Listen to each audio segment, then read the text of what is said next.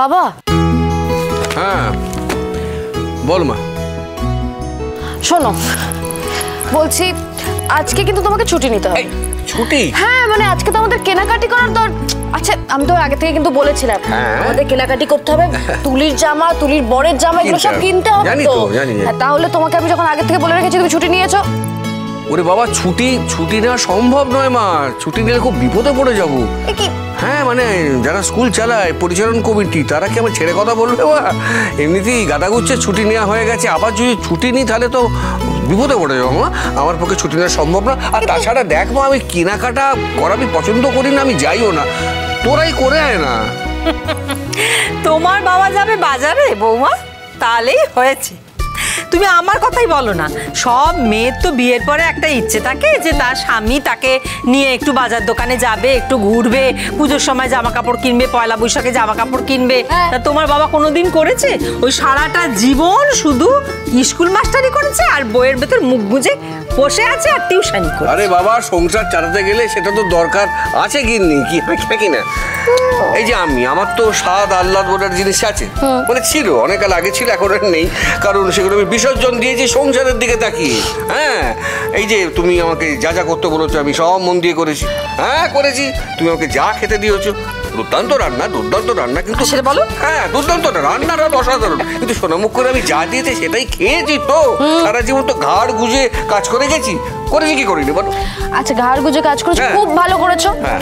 কিন্তু এখন আর তোমাকে ঘাড় গুজে কাজ করতে হবে না। আমি তোমাকে আগের থেকে বলেছিলাম কিনা যে তোমাকে ছুটি নিতে হবে? তাহলে না, এখন আমি কোনো কথা শুনবো না। তোমাকে ছুটি নিতে হবে আর আমাদের সঙ্গে যেতে হবে, ব্যাস।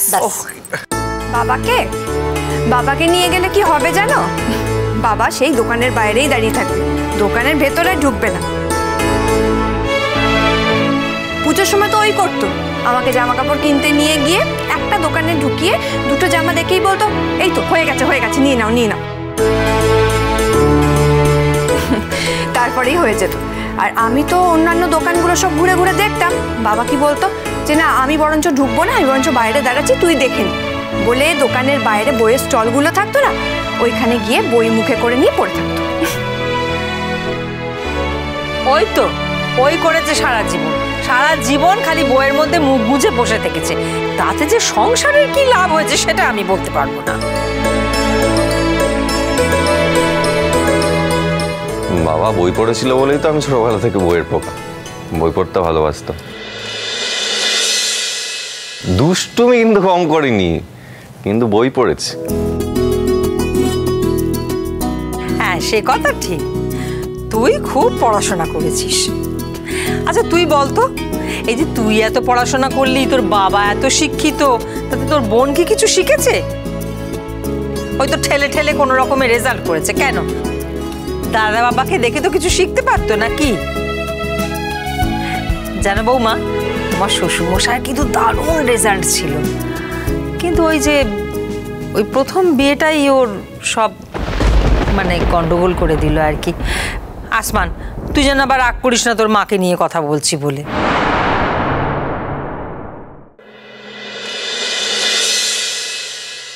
পরপর বাটিগুলোকে সাজিয়ে দে।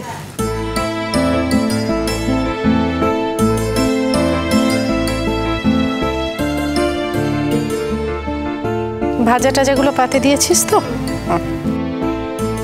মিষ্টি আর দইটা একদম সাইডে রাখছি। হ্যাঁ।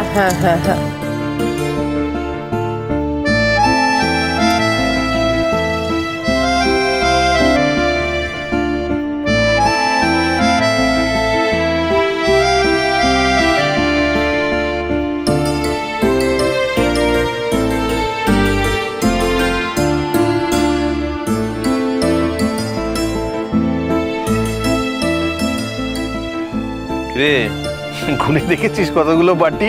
পারবি তো খেতে? কেন দাদা ভাই, তোর বেলায় কি হয়েছিল? আমার বেলায় তো সবাই তোরা ভাগ বসিয়েছিলি। আরে খা ভালো করে খা না। কিন্তু একটা কথা টিনটিনবাবু মনে রেখো, এই যে থালা গুছিয়ে যে খেতে বসেছো না, এটা আজই শেষ। হ্যাঁ, এরপরে তোমাকে থালা গুছিয়ে দিতে হবে।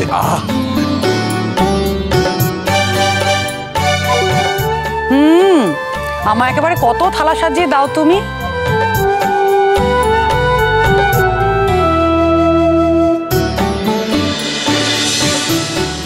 আরে এসো এসো এসো এসো।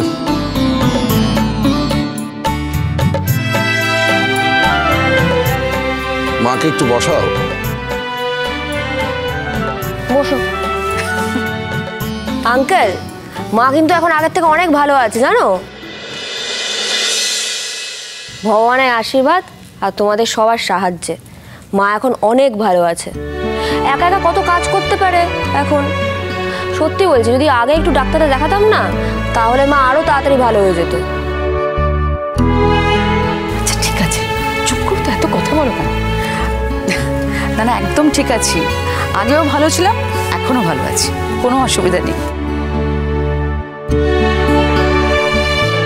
টিনটিন, তোমাদের বাড়িতে এসে খুব ভালো লাগছে, বিশেষ করে তোমার বিয়েতে এসে খুব ভালো লাগছে। আন্টি, আপনাকে কিন্তু কিছুদিন থাকতে হবে, আমরা কিন্তু চট করে ছাড়ছি না। বলছিলাম আমাদের বাড়িতে আমার মা বেশিক্ষণ থাকতে পারেন না। মার মতো কেউ এই বাড়িতে থাকলে ভালোই লাগবে।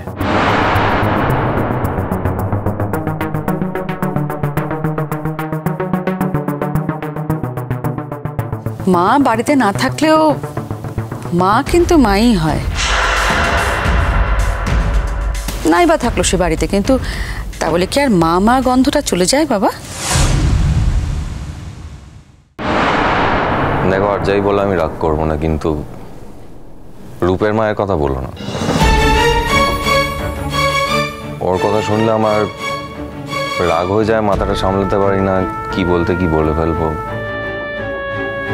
ওনার কথা না বলাই ভালো। এরকম সবসময় করে না বাবা। দেখ, যাই হোক না কেন, হাজার হোক, উনি তো তোর জন্মদাত্রী মা।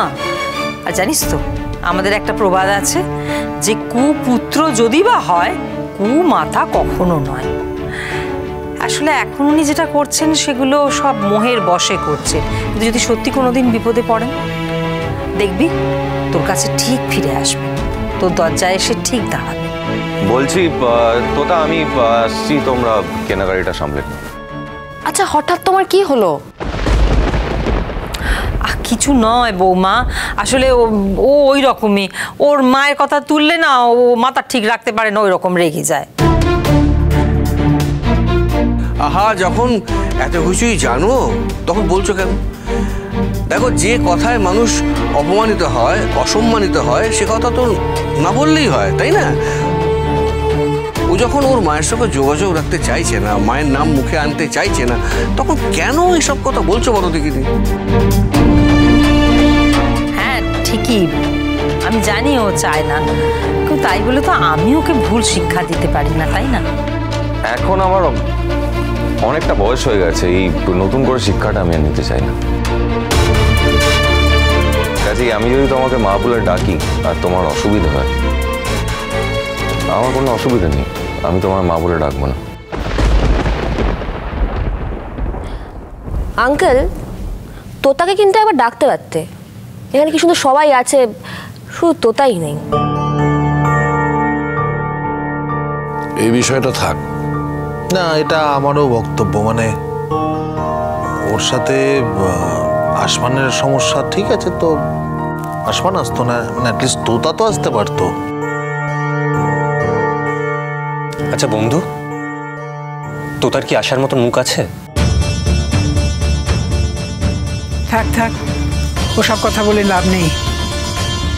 একবার যখন ওর জীবন থেকে বেরিয়ে গেছে, ও কোনোদিনও ওর জীবনে ওকে গ্রহণ করতে পারবে না। বুড়ো ওই রকমই, যাকে একবার মন থেকে বার করে দেয়, কিছুতেই তাকে আর মনে ফিরিয়ে আনতে পারে না। তুমি দাঁড়িয়ে রইলে কেন? তুমি তো মা হয়েছো, মায়ের কর্তব্যটা করো। কর্তব্য বলতে?